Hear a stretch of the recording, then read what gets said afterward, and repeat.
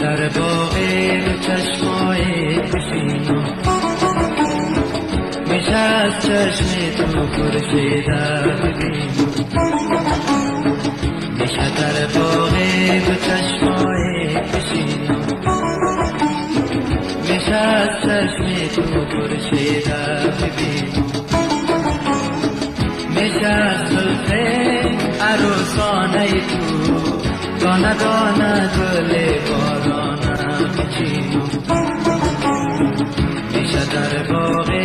چشمای بشینم، میشه از چشم تو خورشید ببینم.